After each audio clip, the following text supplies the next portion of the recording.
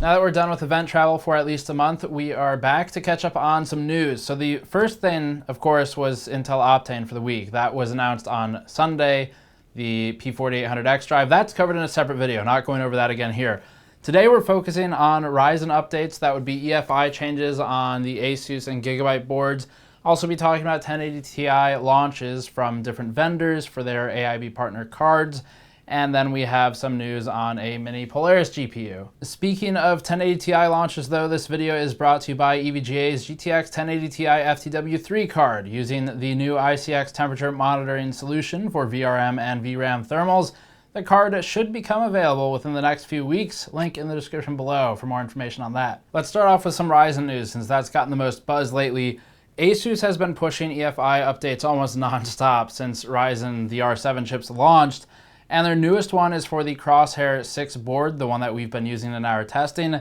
This newest EFI update improves the auto overclocking functionality and overall overclocking and memory higher speed frequency stability with the Ryzen platform more than the previous updates would allow in terms of at least the auto OC and auto voltage and things like that. Asus noted that version 5704 was still clocking higher for them with manual tuning, but this is a step in the right direction for the complete update to EFI. This screenshot that was sent to us by Asus demonstrates improvements in the new EFI Rev's auto OC settings, which allowed the company to hit 3.9 GHz on an R7 1700 while running a 1.395 V-core. Memory is a bit more interesting here. Asus was able to achieve a 3200 MHz frequency with manually tuned timings on a G-Skill kit.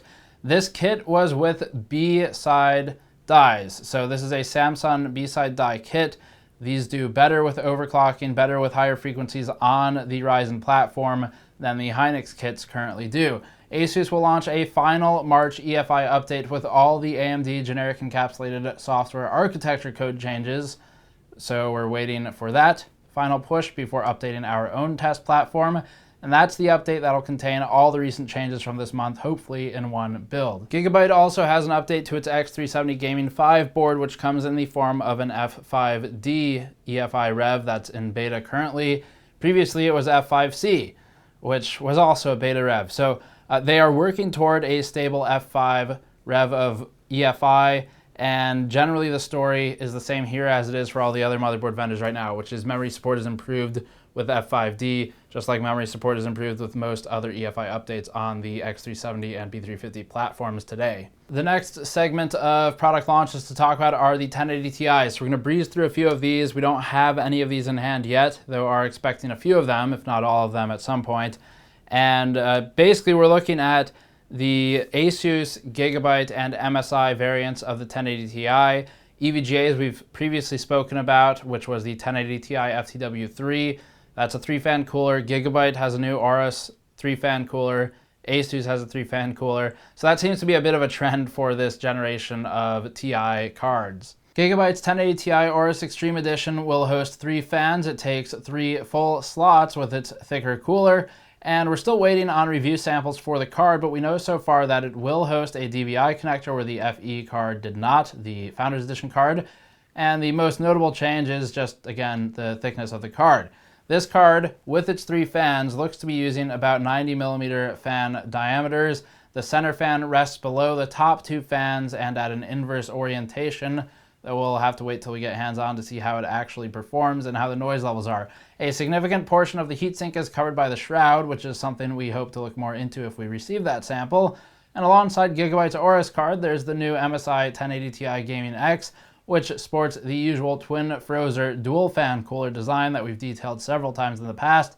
The MSI card looks to be using a mix of the old R9 390X heatsink with the newer twin Frozer fans and shroud. This card also appears fatter than previous 10 series Gaming X coolers, which is made more noticeable by its backplate and the thick base plate flanking the PCB. There are 2 8-pin power connectors present on the card. It will have a pre-overclock, and that's about all we know about it right now. Finally, the new Asus 1080 Ti ROG Strix and Asus 1080 Ti Turbo cards have also been showcased recently. The naming scheme is the same as previous Asus cards. The Turbo is a blower-style cooler with a plastic shroud, so that'd be the low-end market.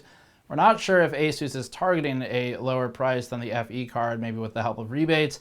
Seen as the reference card actually has a good PCB this time, it'll be a bit of a challenge for the AIB partners to compete with NVIDIA's own reference model. The Strix card is a different story. This one uses yet another 3-fan cooling design.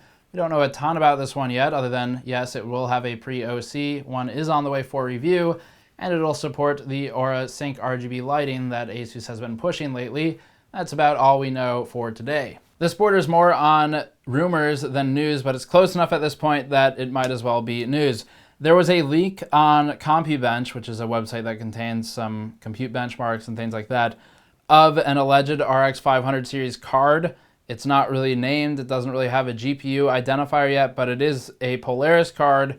It looks like RX 500, assuming the leak is to be believed, and in theory, that card will be hosting 10 CUs with 640 stream processors. So at that sort of size for the GPU, it would theoretically ship below the RX 460 in price and target market because it's going to be less powerful than an RX 460.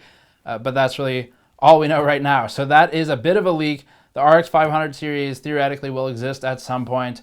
It's rumored to be a Polaris refresh, not a complete brand new series, with Vega taking on its architecture name, Vega, as the video card branding. In other brief news, the Thermaltake Core P1 TG that we saw at CES is finally shipping and ended up being priced at around $100.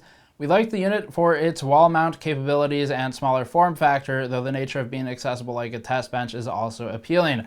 Aside from this, Corsair is now shipping the K6310 keyless keyboard, which uses a plastic shell rather than the company's usual aluminum focus. The K63 will use Cherry MX red switches per key LED backlighting, the color red only on this one, and dedicated media keys. The price tag for the K63 looks to be about $80, though you could buy the slightly older K65 aluminum-bodied keyboard for $70 if you prefer that. And if RGB is a necessity, obviously you step up into the $100 to $120 range for other Corsair offerings. So that's all for this news roundup. We've got a couple other cool videos coming this week. Be sure to subscribe if you're not already. Go to patreon.com/gamersnexus to help us out directly, or check the site for the full news write-ups for each of these topics. Thanks for watching. I'll see you all next time.